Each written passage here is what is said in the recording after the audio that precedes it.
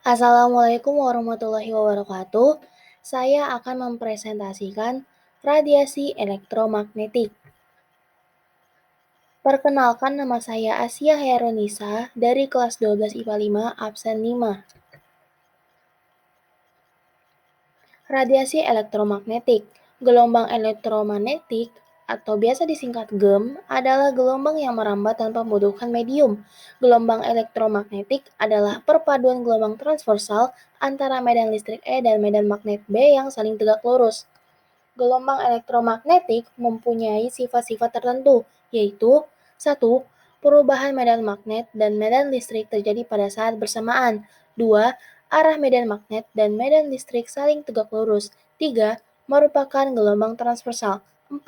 Mengalami peristiwa dan fenomena gelombang, pembiasan, pemantulan, difraksi, interferensi, dan polarisasi. Dasar persamaan GEM, yaitu C sama dengan 1 dibagi akar permeabilitas vakum dikali permitivitas vakum. Urutan GEM berdasarkan dari frekuensi rendah ke frekuensi tertinggi gelombang, yaitu radio atau TV, radar atau mikro, sinar tampak, ultraviolet sinar X, dan sinar gamma. Salah satu penggunaan gelombang radar adalah mengukur ketepatan posisi sebuah benda dengan persamaan 2 dikali S sama dengan C dikali T, di mana C sama dengan 3 kali 10 pangkat 8. Urutan warna dari kenaikan frekuensi: merah, jingga, kuning, hijau, biru, nila, dan ungu. Radiasi benda hitam. Radiasi benda hitam adalah salah satu jenis radiasi elektromagnetik termal yang terjadi di dalam atau di sekitar benda dalam keadaan kesetimbangan termodinamika dengan lingkungannya, atau saat ada proses pelepasan dari benda hitam. Benda hitam sendiri merupakan benda buram dan tidak dapat memantulkan cahaya.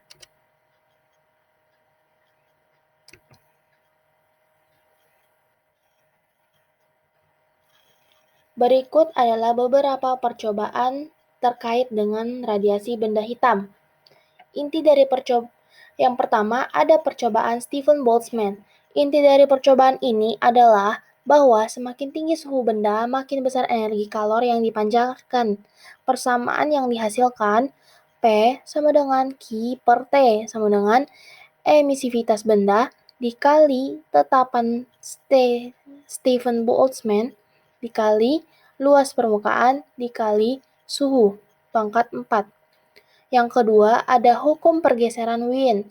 Spektra radiasi benda hitam ternyata tidak dapat diterangkan oleh teori gelombang fisika klasik. Puncak kurva atau intensitas radiasi maksimum diberikan oleh hukum pergeseran Wien dengan persamaan lambda mt sama dengan C, di mana lambda m sama dengan panjang gelombang maksimum, T adalah suhu mutlak, C sama dengan 2,9 dikali 10 pangkat minus 3 sebagai tetapan Wien. Selanjutnya ada teori Planck. Planck mula-mula mengenalkan konsep kuantum ketika ia menganggap molekul-molekul bergetar yang bertanggung jawab terhadap terjadinya radiasi benda hitam hanya dapat memiliki energi diskret yang diberikan oleh En sama dengan N dikali H dikali F. Dengan N sama dengan banyaknya molekul, H sama dengan 6,625 dikali 10 pangkat minus 34 Js yang merupakan tetapan Planck. Molekul-molekul memancarkan energi atau menyerap energi dalam suatu diskret disebut kuantum. Sekarang disebut foton. Yang keempat, ada efek fotolistrik. Proses keluarnya elektron-elektron dari suatu permukaan logam yang dikenali cahaya, hal ini juga gagal diterangkan oleh teori gelombang fisika klasik. Einstein kemudian mengembangkan hipotesis kuantum Planck ke gelombang yang terkuantisasi dan memunculkan teori foton listrik. Dalam teori ini, cahaya dipandang sebagai aliran partikel yang disebut foton. Jika energi tiap foton E sama dengan HF, dengan F adalah frekuensi cahaya, dan saat energi foton HF mampu mengatasi fungsi kerja W0 sama dengan HF0, maka elektron akan keluar dari logam dengan persamaan EK sama dengan HF dikurang W0. Aliran elektron dari katode ke anode dalam sel fotolistrik dapat dihentikan dengan membalik polaritas baterai atau sumber tegangan antara anode dan katode dan memberikan suplai tegangan penghenti V0 dengan persamaan EK sama dengan E dikali V0.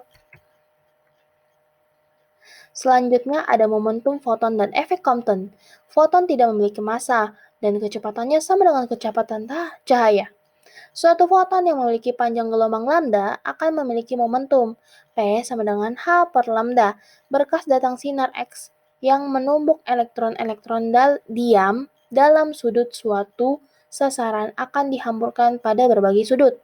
Dalam peristiwa hamburan ini, terjadi pergeseran dalam panjang gelombang sinar X, yaitu panjang terhambur lambda lebih besar dari panjang gelombang awalnya, yaitu lambda 0.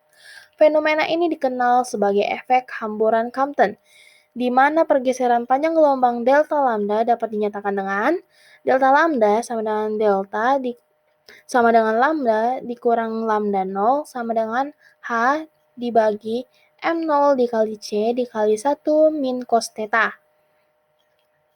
Dengan M0 sama dengan massa elektron sama dengan 9 dikali 10 pangkat minus 21 kilo. Selanjutnya ada panjang gelombang de Broglie. De Broglie mengusulkan sifat dualisme gelombang partikel, yaitu materi apapun memiliki sifat sebuah gelombang diwakili panjang gelombang lambda dan sifat sebuah partikel diwakili momentum P. Panjang gelombang de Broglie dapat dinyatakan dengan lambda sama dengan H dibagi P sama dengan H dibagi M dikali V. Panjang gelombang ini dibenarkan oleh diamatinya difraksi elektron oleh Davison dan Germer. Yang terakhir, sifat gelombang dan partikel. Sifat gelombang yang pertama adalah 1. Mengalami interferensi, 2. Dapat dibiaskan, 3. Dapat dipantulkan. Sifat partikel mampu mengeksitasi atau membebaskan elektron pada permukaan logam dalam efek fotolistrik. Sekian presentasi dari saya, kurang lebihnya mohon dimaafkan. Wassalamualaikum warahmatullahi wabarakatuh.